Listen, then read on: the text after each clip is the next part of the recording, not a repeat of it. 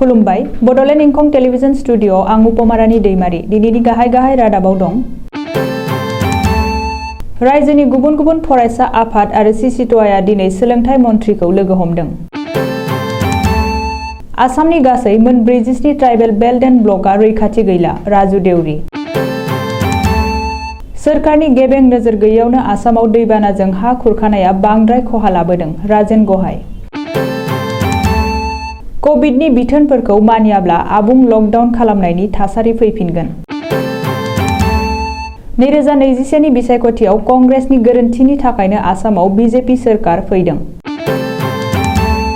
डिमा हासावआव उदखारिनि गाग्लोबनायाव जिउ गोमानाय ट्राक ड्राइभारफोरनि नखरनो 5 लाख रां अनसुंथाइ होबाय। हिमन्तआ ममता बेनार्जीनि थाखाय गोजा कार्पेट बना होगोन तृणमूल कंग्रेसआ खुद्रिदों। गलाघाटनि बरपथार पुलिसआ 39 नं राजालामायाव गंसे सुपार बासखौ सिग्रोमनानै 28 लाख रां बोखांनो हादों। चिरांनि सा थाइखाजरायाव बिसि थाखानाय हौवाया फिसाय थाखानाय हिन्जावखौ दोनखारलांदों। आफगानिस्तानाव आमेरिकानि गालांनाय हाथियारा तालिबाननि आखायाव भारतनि थिउरिया जेंनाया बांनो हागौ। काबुल बिरखं गाथोननि सानजा फारसे गोबां सुबुं थानाय ओनसोलाव रकेट गाग्लोबदों। 2021 टकिअ पेरा अलिम्पिकआव भारतनि 4 गेलेगिरिफोरा दांब्रै मेडेल आवथायनो हादों। डाच हिन्दी सुंद' सावथुना बेस्ट रोमान्स शर्ट फिल्म बान्था मोननो हादों। दिनैनि आबुं रादाबखौ फरायदों जों प्रणय दैमारि आरो उपमारानि दैमारिया।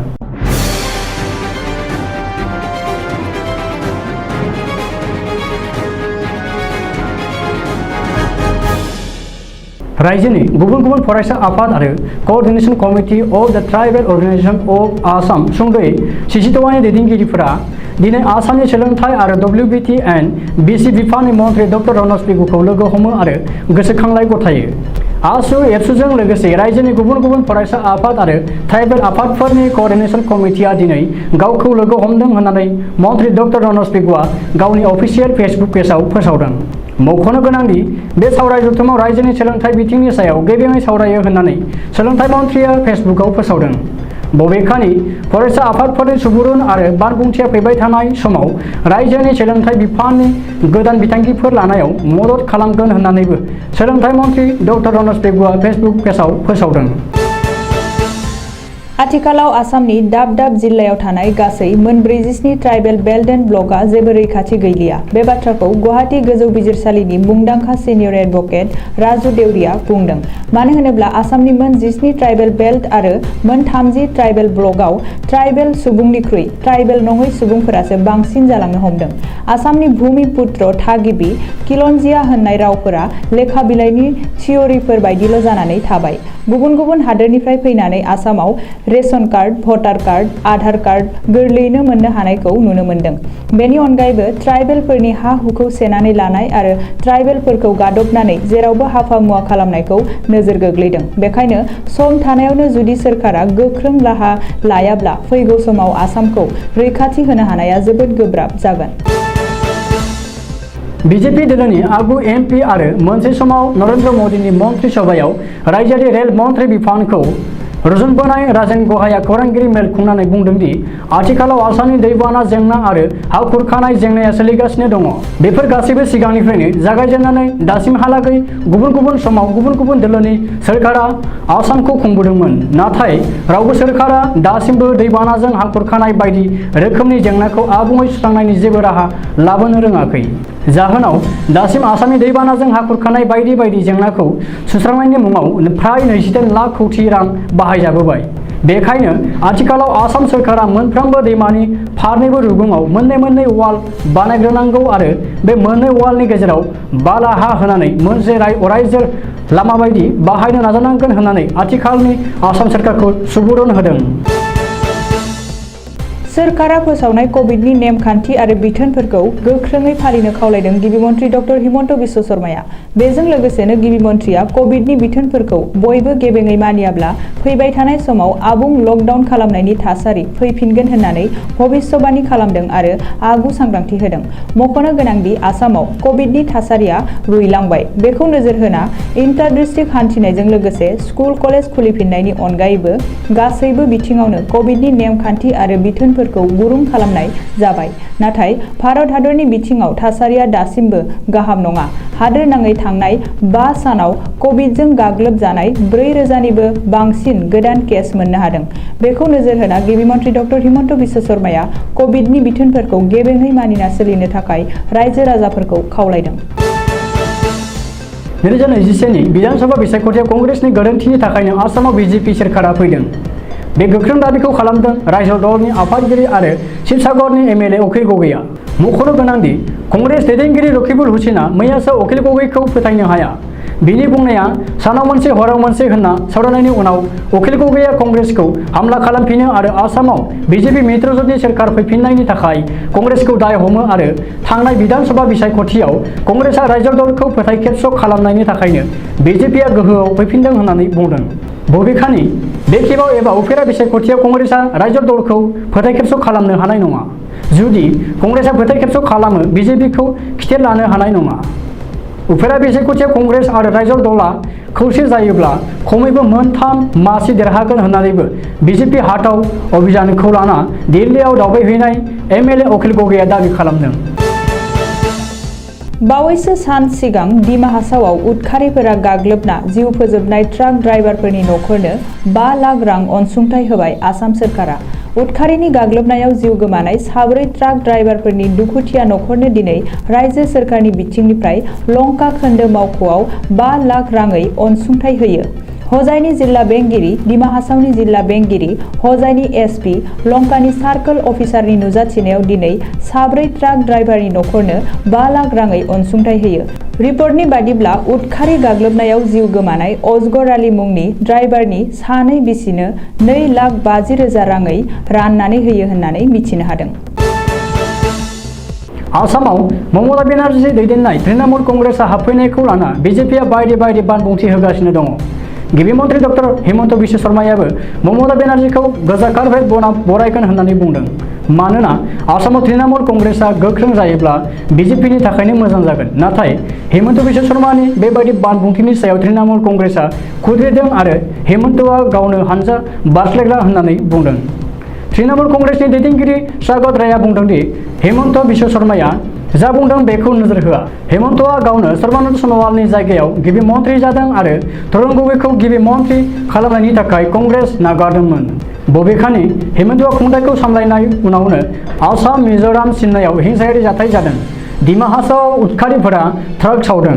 हिमन्तआ गुबुननि सायाव बानबुंथि होनायनि सोलाय आसामनि सायाव नोजोर होनांगौ होननानैबो स्वागत रायआ बुंदों। गलाघाट जिल्लानि बरपथार थानानि बेन्दोंआव सिल'निजान आरो बकाजाननि गेजेराव 39 नं राजालामायाव मोनानि गंसे सुपार बासखौ सिग्रोमनानै गासै 28 लाख रां बोखांनो हादों। गलाघाट पुलिसनि सुलुङाव फोरमायनाय बादिब्ला बै रांखौ मोनसे बिस्कुटनि पेटियाव दोनखोमादोंमोन। सिग्रोमनाय समाव पुलिसआ बिगोमा नागिरनानै मोनैलाय जेब्ला बै पेटिखौ खेवो अब्ला 500 रांनि नट बान्डोलखौ मोननो हादों। बै 28 लाख रांखौ पुलिसआ इनकाम टेक्स बिफाननो गथायनाय जागोन होननानै सुलुङाव फोरमायदों। चिरां जिल्लानि रुनिकाटा थानानि बेन्दोंआव साथाइकाजरा गामिनि थागिबि रन्जन हाज'वारिनि बिसिखौ हाबा जाखानाय एबा हिन्जाव गोनांखा तुलसिदाङि गामिनि बिरखां नार्जारिया बहाबा दोनखारलांदों। रबिबारखालि जेब्ला साथाइकाजरा गामिनि रन्जन हाज'वारिया थाइकाजरा इउनिट एबसुनि मावख' जाथायनि सोमोन्दै बुंफैनानै एबसुनि हेफाजाब बिफैयो अब्ला गासिबो बाथ्राया सोराङाव फैयो। जेरावखि थाहैया मानो गावनि अनजालि बिसिखौ न'आव फैफिननो थाखाय खावलायहरदों रन्जन हाज'वारिया। हादोरगिरि महम्मद घनीजों खुंजानाय आफगानिस्तान सोरखारनो आमेरिकाया गथायलांनाय गासैबो हाथियारफोरा आथिखालाव तालिबाननि आखायाव थांजोबबाय। जाहोनाव भारतनि थिउरियारि जेंनाया बांनो हागौ। मानो होनोब्ला भारतनि मस्ट वान्टेड पाकिस्ताननि मासुद आजाहारा आमेरिका गालांनाय हाथियार आरो गुलि बारुदखौ बाहागो मोननो थाखाय काबुलाव थांनानै तालिबानखौ लोगो हमहैदों। नोजोर होनो गोनांदि आमेरिकाया आफगानिस्तानाव गालांनाय हाथियारफोरा फारियै गं 7 ब्लेक हक दावहारु हेलिकप्टार, 7 26,000 फाइखि रोगाग्रा गारि, 8,84,311 गं हाथियार, बेफोरनि गेजेराव M16 rifle, M4 carbine machine, 82 mm mortar, A-29 fighter aircraft आरो गोबां AK सिरिजनि राइफलफोर दंफायो होननानै हादोरनाङारि सुलुङाव साननानै लानाय जादों। बै हाथियारफोरनि गासै सानजिमाया 5.99 लाख जाहैनो हागौ। बेखायनो पाकिस्ताननि लश्कर-ए-तयबा थिउरिया हान्जानि आखायावबो बैफोर हाथियारा गोग्लैफैयोब्ला भारतनि जेंनाया बांहैनो हागौ। मानो होनोब्ला आथिखालाव लश्कर-ए-तयबा थिउरियाया जम्मु काश्मीराव गोलाव समनिफ्रायनो भारतनि बेरेखा खामानि मावबोगासिनो दं। आफगानिस्ताननि राजथावनि काबुल बिरखं गाथोननि सानजायाव थानाय गोबां सुबुं थानाय ओनसोलाव रकेट एटेक। आमेरिका रैखाथि हानजाया आफगानिस्ताननि राजथावनि काबुलाव ड्र'ननि गेजेरजों थांनाय 27 आगस्तनिफ्रायनो दुथांफोरखौ नायदिंनाय खामानिया सोलिगासिनो। आमेरिकानि गिबि मन्थ्रि जो बाइडेन बुंखानाय लेखा तालिबान आरो आइसिस इस्लामिक थिउरिया हानजाजों खिथेर होखारनायनि खोथाया जागायबाय। थांनाय हराव आफगानिस्तानाव गंसे सुइसाइड कार बम्बारखौ नोजोर थिनानै आमेरिकान आर्मी जवानफोरा रकेट एटेक खालामो। बे सुइसाइड कार बम्बारा काबुल बिरखं गाथोन फारसे थांगासिनो दङमोन। बे सुइसाइड कार बम्बारखौ आमेरिकान एयार स्ट्राइकआ नोजोर थिनानै रकेट एटेक खालामो।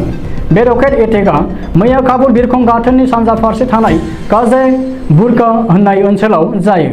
बे आमेरिकान आर्मी जवाननि एयार स्ट्राइक रकेट एटेकआव सानै दाय गैयै सुबुंनि जिउ खहा जायो आरो 3 सुबुङा जोखोम जादों होननानै सुलुंनिफ्राय मिथिनो मोननाय जादों। 2021 टकिय' पेराअलिम्पिकआव भारतनि 4 गेलेगिरिफोरा दांब्रै मेडेल आवथायनो हादों। दिनै 30 आगस्त समबारखालि भारतनि गासै 4 गोख्रों गेलेगिरिफोरा गुबुन गुबुन गेलेनाय आयदायाव सानसेयावनो गासै दांब्रै मेडेल आवथायनो हादों। एथलेटिक आभानि लेखरा थिर गावनायाव देरहानानै गल्ड मेडेल आवथायनो हादों। यगेश खाटुनियाया डिस्कास खुबैनायाव सिलभार मेडेल आवथायनो हादों।